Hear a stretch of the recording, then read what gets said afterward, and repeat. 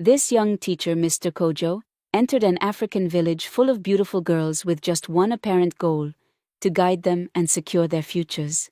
But hidden behind his charming smile was a far darker agenda. He was forcefully saying them. Here's how it all unfolded. Once upon a time, in the village of Abenyo, there lived a man named Mr. Kojo. Mr. Kojo was a young teacher from the bustling city of Efwa. He was known for his sharp mind, smooth words, and a smile that could melt even the hardest of hearts. When the village council heard about the struggles in Abenyo, how young girls were dropping out of school due to early pregnancies, they decided to send someone who could make a difference. That someone was Mr. Kojo. The news of his arrival spread quickly. "He's coming to teach our daughters about life," the villagers whispered with excitement. His mission seemed noble: to educate the girls about their bodies, teach them how to avoid early pregnancies, and empower them to value their education above all. In Abenyo, once a girl became pregnant, her future was effectively over.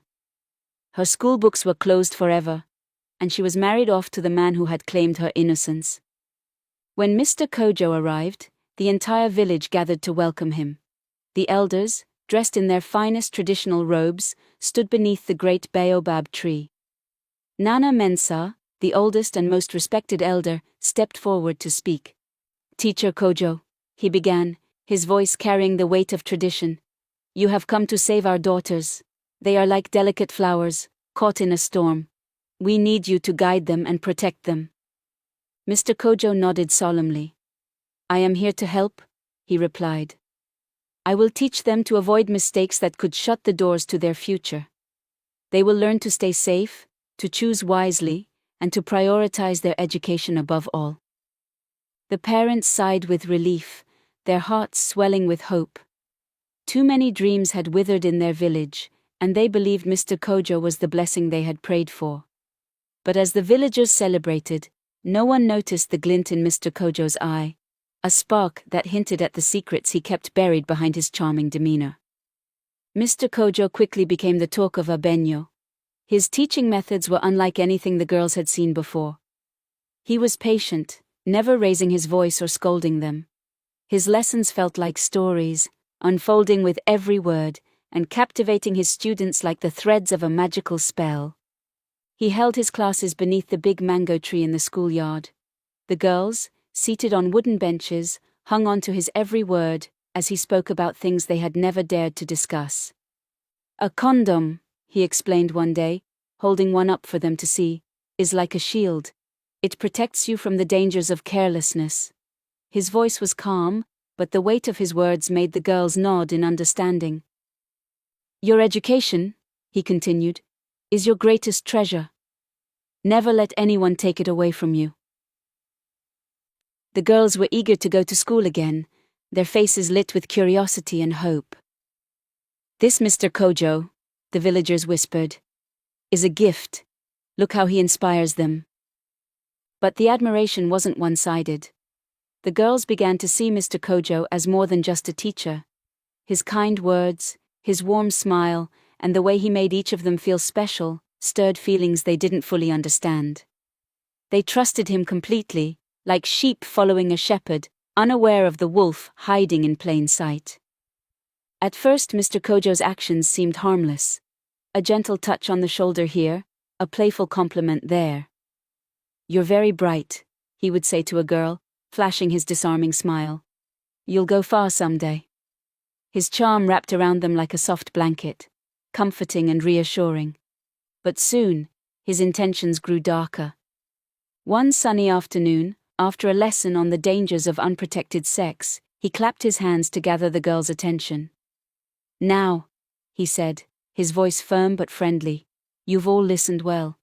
But to truly understand what I'm teaching, we must go beyond words. Learning is always better with practice, isn't it?" The girls exchanged curious glances, unsure of what he meant. "Don't worry," he said, sensing their confusion. "This is for your benefit. One by one, I'll show you how everything works. Follow me inside, and I'll explain privately." The first girl hesitated but didn't question him. He was their teacher after all, someone they trusted completely. She followed him into the small room behind the classroom. "Don't be shy," he said, closing the door gently behind them. "This is just part of your lesson." Inside the small room, Mr. Kojo's demeanor shifted. His voice became firmer, and his face hardened, losing the friendly charm he displayed in class. He walked over to his desk and sat down, pulling out a sachet from a pack of Conde Mise. The girl froze, her eyes widening in shock and fear. This wasn't what she had expected. Her heart raced, and she instinctively stepped back. But Mr. Kojo's commanding tone stopped her. Rising slowly from the desk, he approached her with calculated movements. He gently placed a hand on her shoulder, his touch lingering as he caressed her arm. Then without hesitation he reached for her uniform, unzipping it partially as her breaths quickened in fear. "You've been paying attention in class, haven't you?" he said, his voice low and insistent. "Now, it's time to apply what you've learned." He handed her the open sachet, instructing her to help fix it on him, just the way he had demonstrated earlier. The girl, confused and frightened, did as he said, her hands trembling as she complied with his orders. And from there, they ended up on the desk, having fun. When he was done, the girl came out, her face blank and her steps unsteady. The other girls looked at her with curiosity, but she said nothing. He had told her not to tell anyone what had happened inside, not her friends or even her parents. For what happens in the room must stay in the room. The cycle repeated. One by one, the girls were called in. One by one, they left with silent lips and heavy hearts. Each girl believed she was the only one, and shame kept them from speaking out. Mr. Kojo's charm and authority silenced them all, like prey caught in a carefully laid trap. He didn't do this with only students. He did with the vulnerable teachers too. Mr. Kojo thought his secrets were safe. He believed the classroom walls and the silence of his students would protect him. But unknown to him, a sharp-eyed boy named Kwesi had been watching. Kwesi had noticed the pattern, girls entering the classroom one by one and leaving with troubled faces. His curiosity got the better of him, and one afternoon, he crept to the back of the classroom and peered through a crack in the wall. What he saw shocked him. His fists clenched in anger, but Kwesi didn't cry out. He knew he needed a plan. Later that evening, as Kojo walked home, Kwesi stepped out from behind a tree, blocking his path. "Good evening, Teacher Kojo," he said, his voice calm but laced with menace. "You've been busy, haven't you?" Kojo froze. He was angry that a student just startled him. "What do you mean?" he asked, his tone sharp. Kwesi in an angry expression. "Oh, nothing much.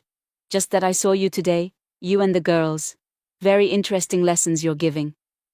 Kojo's face went pale. "You don't know what you're talking about," he snapped, trying to walk away. But Kwesi stepped in front of him again, his eyes gleaming. "Don't be in such a hurry, teacher," he said.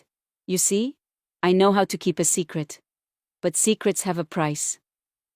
Kojo's heart raced as he stood face to face with Kwesi. He knew the boy wasn't bluffing. Kwesi had a reputation for being clever and bold, and if he had seen something, it wouldn't take long before the whole village knew. "What do you want?" Kojo asked, his face stern. Kwesi leaned in, his grin widening. "It's simple," he said, his voice low. "You let me have my turn. Send the girls to me when you're done. Then, your secret stays safe." Kojo's stomach churned with a mixture of fear and disgust, but he knew Kwesi held all the power in this moment. If the boy spoke, Kojo's life as he knew it would be over. Reluctantly, he nodded. "Fine," Kojo muttered bitterly, "but don't make a mess of this." Kwesi smiled triumphantly. "You'll see, teacher, I'm good at keeping secrets, especially when they benefit me." The next time Kojo called a girl into his room, Kwesi waited outside, lurking in the shadows. When Kojo was finished, he sent the girl to Kwesi, saying, "Go to Kwesi, he'll show you the next part of the lesson." The girls, trusting their teacher completely, obeyed without question. Kwesi, always ready with smooth words and deceitful charm, welcomed them with open arms. "Don't worry," he would say. This is all part of your education. Kwesi. Together, Kojo and Kwesi built a sinister partnership, preying on the trust of the village and the innocence of the girls. But their dark alliance was not as hidden as they believed. Among the girls, one stood out: Amma, a bright and curious student with a sharp mind. Amma had always been eager to learn, her hand shooting up to answer questions and her face lighting up during lessons. But after one of Kojo's private sessions, her demeanor changed. Amma began to feel unwell. Her body felt heavy, and her stomach churned constantly. At first she brushed it off. "It's nothing," she whispered to herself. "Maybe it's the food I ate." But as the days passed, the symptoms didn't go away. Amma grew more tired, her once cheerful spirit dimmed, and her appetite vanished. At home, Amma's mother, Abena, noticed the changes. "Amma, are you feeling okay?" Abena asked one evening, concern etched on her face. "I'm fine, Mama," Amma replied quickly, avoiding her mother's gaze. "Just tired from studying." Elsewhere in the village, other mothers began to notice similar changes in their daughters: vomiting, swollen faces, and unusual silence. The girls avoided eye contact and brushed off questions with vague answers. It wasn't long before the whispers began. "Something's not right with our daughters," one mother said to another. "They've been acting strange." The whispers spread, growing louder with each passing day. Soon, the mothers of Abenyo decided they needed answers. One evening, the mothers and elders gathered under the great baobab tree. The air was heavy with tension, and the stars above seemed dim. The village elder addressed the crowd, his voice calm but commanding. "Our daughters are not themselves," he began. "We have seen the signs, and it is time we find the truth. Call the girls here. Let them speak." The mothers nodded, bringing their daughters to the gathering. The girls stood in a nervous huddle, their eyes darting between one another. The village elder stepped forward, his gaze stern. "Speak," he commanded. "What is troubling you? Why have you been hiding from us?" The girls exchanged fearful glances. For a moment, no one said a word. The silence was deafening, broken only by the crackle of the torches. Finally, Amma took a trembling step forward. Tears welled in her eyes as she began to speak. It's Mr. Kojo," she whispered. "He calls us for private lessons, but he lied to us." Gasps rippled through the crowd. "What do you mean, child?" Abena asked, her voice quivering. Amma hesitated, but the weight of her secret was too heavy to bear. "He told us it was part of the lesson. He made us do things that weren't right." The other girls began to speak as well, their voices shaky but growing stronger with each confession. "It's true," said one girl. "He said it was to protect us, but it wasn't." Another added, "And after he finished, he sent us to Kwesi." The revelation hit the crowd like a thunderclap. Cries of anger and betrayal echoed beneath the baobab tree. "Kwesi too?" one mother shouted, her voice filled with rage. "They've both betrayed us," another yelled. The village elder raised his hand, silencing the crowd. His face was dark with fury. "We will not let this go unpunished. Tonight, they will answer for their actions." The villagers moved as one, their torches lighting the night like flames of justice. They marched to Kojo's house first. Kojo and Kwesi had overheard the commotion from the town square, the angry voices and the rising cries of betrayal echoing through the village. Inside their small room, they were frantically packing their belongings, their faces pale with fear, and their hands trembling as they stuffed clothes and valuables into hastily gathered bags. "They've found out!" Kwesi hissed. "We have to leave now." Kojo nodded, his hands shaking as he stuffed belongings into a bag. "We'll head to the next town. No one will find us there." But as they tried to slip away into the darkness, their hut was surrounded by the angry mob. Kojo and Kwesi froze, their escape blocked. The guards grabbed them roughly, beat them, tore their clothes, and marched them back to the square, where the entire village was waiting. The village elder stepped forward, his voice booming. "You came to our village as a teacher, Kojo, entrusted with the futures of our daughters, and you, Kwesi, betrayed your people for your own selfish gain. Tonight, you will face the consequences of your actions." The crowd roared in agreement. The punishment was swift and public. Kojo and Kwesi were flogged in the square, their cries echoing into the night. When the flogging ended, the village elder declared their fates. "Kojo," he said, "you will remain in this village and care for the girls you have wronged and the children they will bear. You will live with your shame until your dying breath." Turning to Kwesi, he continued, "And you, Kwesi, will labor in the fields and serve this village for the rest of your days. You will never again come near the young girls of Abenyo." The villagers watched as the two men were dragged away, their fates sealed. In the days that followed, the village began to heal. The girls, though scarred, found comfort in their families. Mothers held their daughters close, whispering words of love and assurance. Fathers vowed to protect them, turning their anger into determination to ensure such betrayal would never happen again. Abenyo stood stronger than ever, united by a shared pain and a promise to protect their own. The story of Kojo and Kwesi became a cautionary tale, passed down to remind future generations of the importance of vigilance, trust, and justice.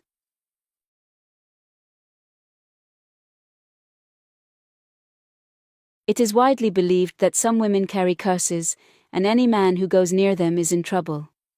This story is about a man whose love of everything under the skirt led him into a big trap where the only solution was for his mother to breastfeed him like a baby.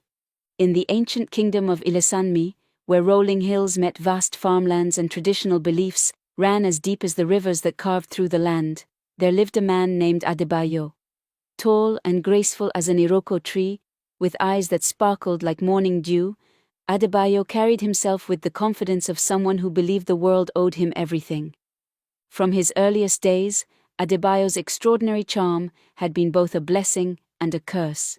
His mother, Abike, a respected personality known throughout 7 villages, had raised him alone after his father's untimely death. She had poured all her love and wisdom into her only child, perhaps too much. The villagers whispered that she had spoiled him, turning him into a man who thought himself above the ancient laws that governed their community. "My son," Abike would say, her eyes clouded with worry, "a river that forgets its source will surely run dry." But Adebayo would merely laugh, his voice carrying across the compound like distant thunder. "Mother, the river knows its course better than anyone else. Trust that I know mine."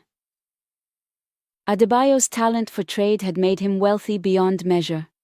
His warehouses burst with yams and palm oil, and strings of cowries lined his walls. But it was his way with people that truly set him apart. He could convince a farmer to sell his harvest for half its worth, and make the man thank him for the privilege. He could persuade the sternest elder to bend the rules in his favor with just a few well-chosen words and a disarming smile. Yet beneath this golden exterior lay a heart hardened by pride. Adebayo believed himself untouchable. He broke promises as easily as breaking kola nuts, leaving behind a trail of broken trusts and wounded hearts. The elders' warnings fell on deaf ears, and the tears of those he wronged only served to water his growing arrogance. He loved women too much. Every time a girl walked by, no matter if she was short or tall, slim or fat, Adebayo wanted her. He didn't care, he just wanted to be with her. Because of this, Adebayo destroyed the futures of many girls in the village. Girls who trusted him, who believed his sweet words, ended up heartbroken. Adebayo never cared. He kept jumping from one girl to another, always looking for someone new. Adebayo's mother saw what he was doing and told him many times, "My son, you need to stop. Find one woman and settle down." But Adebayo never listened. He would just laugh and go back to his ways. He wasn't just with young girls, he even slept with married women.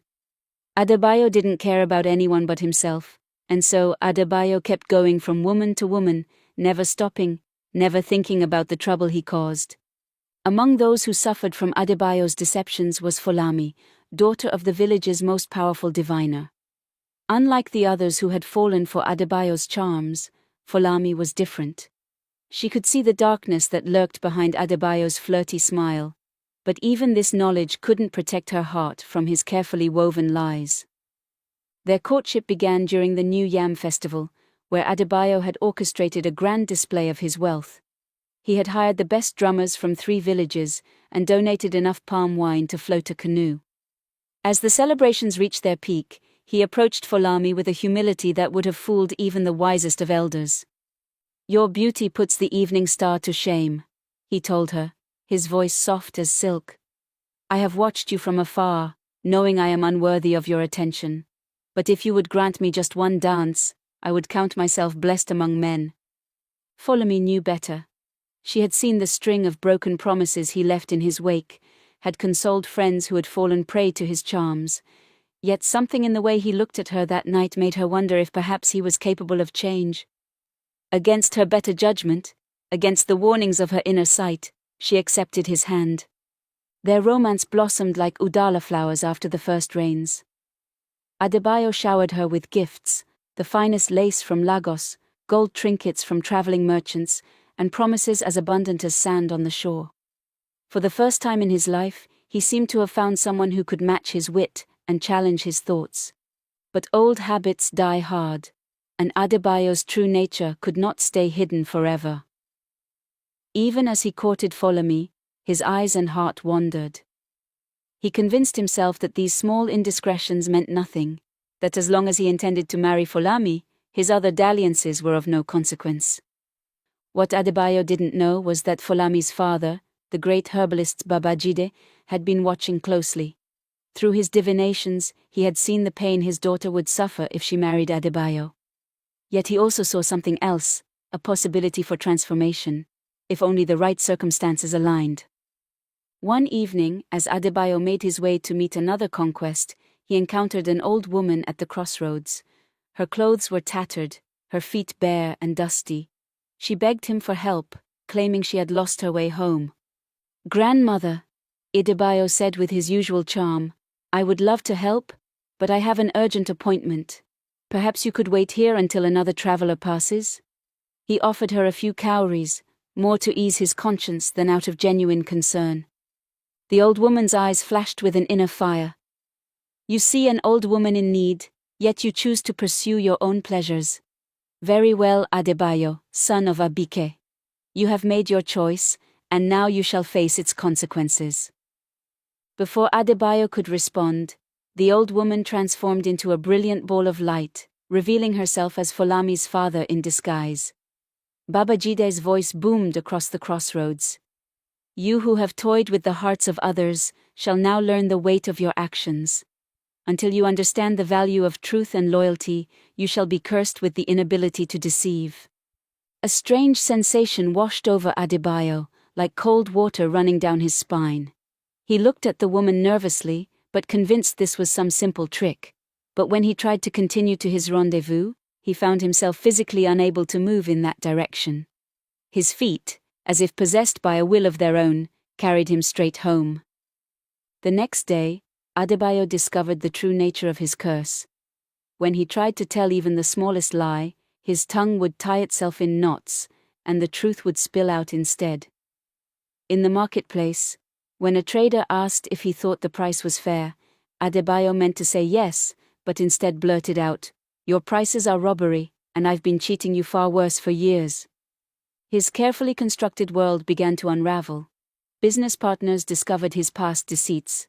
Women he had strung along learned of each other's existence, and they all began to lash out and distance themselves as the truth of his manipulations came to light. The worst moment came when he visited Folami. Looking into her eyes, he tried to profess his love and fidelity. Instead, he found himself confessing every betrayal, every lie, every moment of deception.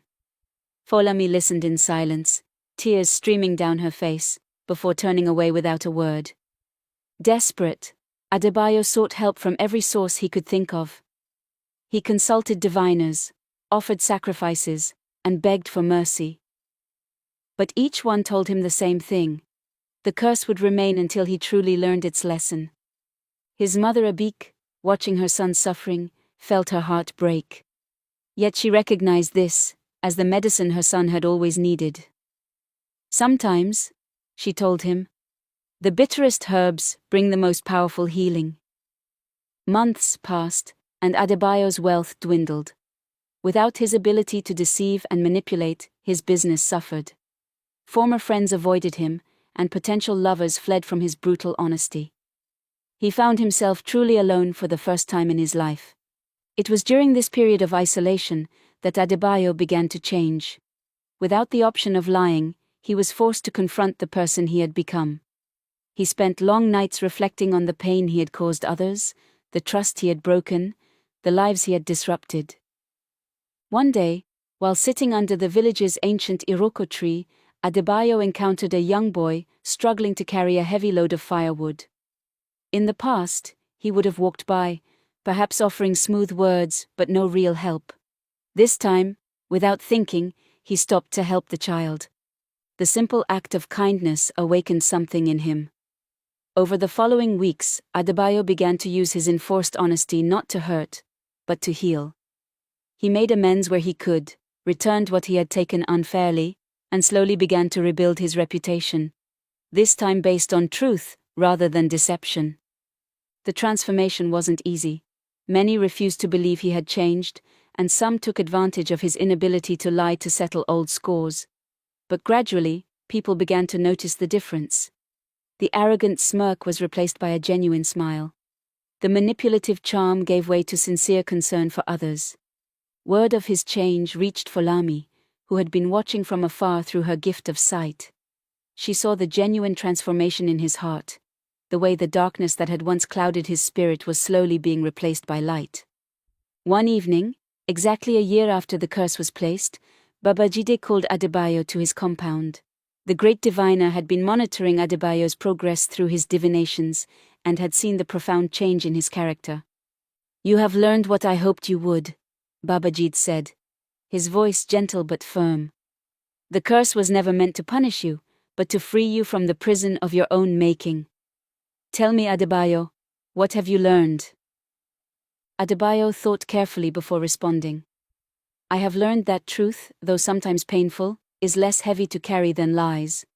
I've learned that real respect cannot be bought or charmed into existence. It must be earned through actions. Most importantly, I've learned that the person I was hurting most with my deceptions was myself." Babajide nodded, satisfied. "Then you are ready to be freed from the curse. But remember this. The truth will always find its way to the surface, like a seed breaking through soil to reach the sun." With a complex series of incantations and offerings, Babajide lifted the curse. Adebayo felt the change immediately. The invisible bonds that had forced truth from his lips were gone. Yet when he opened his mouth to speak, he found he no longer had any desire to lie. The story of Adebayo's transformation became a legend in Ilesanmi and the surrounding villages. People spoke of how the great deceiver had become the most trusted mediator in disputes, how the man who once broke hearts now helped heal them through honest counsel. Folami, seeing the depth of his change, eventually forgave him. Their reconciliation was gradual, built on a foundation of truth and mutual respect, rather than grand gestures and empty promises. When they finally married, it was a celebration not just of their love, but of the power of transformation. After Adebayo and Folami got married, everything changed again. Adebayo became very cruel. He would get angry at Folami for the smallest things and beat her. Folami tried to be a good wife, but no matter what she did, Adebayo was never happy. He didn't stop chasing other women either. One day Folami gave birth to a beautiful baby girl. The baby looked just like Adebayo, but he didn't care. He didn't even look at the baby. Instead he said terrible things to Folami. "This child is your problem, not mine," Adebayo said, turning his back on them. For a whole year, Folami tried to care for her baby, but Adebayo became worse. He would come home drunk and blame Folami for all his problems. "You're the reason nothing good happens to me," he shouted. One night in his anger, Adebayo threw all of Folami's things out of the house. "I don't want to see you or your child ever again," he yelled. Folami was heartbroken. She picked up her baby and the few things she had left and walked away from the house, tears filling her eyes. But there was nothing she could do. Adebayo didn't care. In fact, he was happy that she was gone. Now he felt free again to do whatever he wanted. Adebayo's bad ways only grew worse after Folami left. This time, he set his eyes on Omotayo, the beautiful wife of Adeyemi, a hard-working farmer who spent his days toiling under the hot sun to provide for his family. While Adeyemi worked far away in the fields, Adebayo sneaked around, his eyes always on Omotayo. One fateful afternoon, Adebayo did what he had done many times before. He crept into Adeyemi's house, his heart racing with excitement. As he entered quietly, he made sure no one saw him. Straight to Adeyemi's bedroom he went, where Omotayo was already waiting for him. But just as they finished, something shocking happened. Then, out of nowhere, a loud sound erupted from his mouth. He crowed like a native rooster. The noise was so sharp it echoed through the house. Before they could understand what was going on, Adebayo crowed again, this time even louder. The sound cut through the air like a blade. The villagers heard it and started running out of their homes, their eyes wide with curiosity. The men of the village rushed into Adeyemi's house. They found Adebayo still standing there, frozen in fear. Quickly they tied his hands and wrapped a cloth around his mouth to stop him from crowing again. The elders were called immediately to decide Adebayo's fate. When Adeyemi arrived and saw what had happened, he was filled with pain and betrayal. The elders asked him what should be done. Adeyemi declared that Adebayo must pay for his actions and revealed that he had placed a charm on his wife to expose any man who dared to betray him. The elders of the village, after long deliberation, gathered under the ancient Iroko tree to announce their decision. The air was thick with tension as the villagers, who had been awaiting justice for Adebayo's transgressions, stood in silence. Baba Olufemi, the eldest of the council, rose and spoke with a voice full of authority. "Adebayo," he began, "your actions have dishonored this community, betrayed families, and brought shame upon yourself. The consequences of your behavior are not just yours to bear, they have affected us all. You must make amends, not just for your survival, but to prove you understand the weight of your actions." The villagers leaned in, anxious to hear the judgment. Baba Olufemi continued, "To atone and rid yourself of this curse, you must humble yourself in a way that reflects your wrongdoing. Your life depends on the forgiveness of the gods and the mercy of those you have wronged." When the punishment was announced, the crowd gasped. Adebayo's heart sank, and his face burned with shame. It was a punishment meant to humble him completely, forcing him to confront the pain and disgrace he had caused. Adebayo's mother, Abike, who had watched the proceedings in silence, was horrified.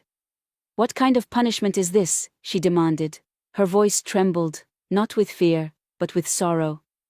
"This boy has brought shame to me and this community, but must I now carry this burden as well? Have I not suffered enough because of him?" The villagers murmured among themselves, some agreeing with her, while others believed the punishment was just. Baba Olufemi raised a hand to quiet the crowd. "Abike," he said gently, "this is not just a punishment for him, but a lesson for all. His repentance requires your compassion, even if it brings you discomfort. The gods favor those who show mercy, even when it is undeserved." Abike turned to her son. Adebayo, usually so confident, now looked like a shadow of himself. His shoulders were hunched, his head bowed, mouth covered, and his once bright eyes were dim with regret. She felt the sting of his betrayal and the weight of his actions, but also the maternal bond that no wrongdoing could sever. She sighed deeply, her voice heavy with sorrow. "I will do this, not because he deserves it, but because I cannot bear to see my child perish. Perhaps this will teach him the lesson I could never instill." As the sun set, and the villagers dispersed, Adebayo and Abike were left alone in their home. The silence between them was deafening, filled with unspoken words and emotions. Abike sat on a wooden stool, her hands trembling as she prepared herself for the ordeal. Abike said nothing. Her face was a mask of sorrow and determination as she prepared for the first night of the ritual. She changed into her nightgown and sat on the floor. She removed his gag and slowly guided his head to her chest. Adebayo hesitated at first, his hands shaking with shame and humiliation. He felt tears welling in his eyes as he leaned forward, the reality of his actions hitting him like a wave. As he drank, his tears fell freely. The taste was warm and bitter, a stark reminder of the bitterness he had sown in the lives of so many. When the first night was over, they retreated to opposite corners of the room, unable to look at each other. The weight of the ritual hung heavy in the air, a burden they both carried in silence. Each night was a repetition of the first, yet each brought a new layer of reflection and understanding. Adebayo, stripped of his pride, began to see his actions for what they were: selfish, reckless, and harmful. The shame he felt was unbearable, but it was also transformative. He could no longer hide from the truth of his character. Abik, too, found herself changing. Her anger slowly gave way to a deep sadness for her son, who had lost his way. She prayed silently each night, asking for strength to endure and for her son to find redemption. By the 6th day, the villagers had noticed a change in Adebayo. The arrogance that once defined him was gone, replaced by a quiet humility. People began to whisper that perhaps the ritual was working, that perhaps Adebayo was learning the lessons the gods intended. On the 7th day, Adebayo knelt before his mother for the last time. His body was weak, his spirit broken, but his heart was lighter than it had been in years. As he drank, he whispered, "Mother, thank you for everything. I will never forget this." Abik placed a hand on his head, her touch soft and trembling. "My son," she said, her voice barely above a whisper, "let this be the end of your recklessness. Let this be the beginning of a new life." That night, as the village celebrated the end of the ritual, Abik quietly passed away in her sleep. Her frail body, already burdened by years of struggle, could bear no more. When Adebayo found her the next morning, he wept openly, his cries echoing through the compound. With his mother gone and his shame too great to bear, Adebayo packed his belongings and left the village. He walked for days, each step a reminder of his past and a promise for his future. He vowed never to repeat his mistakes and to honor his mother's memory by living a life of humility and integrity. In a distant town, far from the whispers of his past, Adebayo started anew. He became a man known for his honesty and kindness, a stark contrast to the person he once was. Though he could never forget the shame of his past, he used it as a foundation to build a better future. The story of Adebayo and Abik became a legend, a tale told to remind others of the consequences of pride and the redemptive power of humility and love. It served as a testament to the idea that even the most flawed among us can find redemption if they are willing to face their truths. This tale, passed down from one generation to the next, serves as a warning to all who think they can live recklessly without consequences. It reminds us that every action has a price, and no one is above facing the repercussions of their choices. And so it was that in Ilasanmi, where the old ways still hold sway and the ancient gods still walk, people tell the tale of Adebayo, not as a warning, but as a promise that change is possible for anyone willing to face the truth about themselves.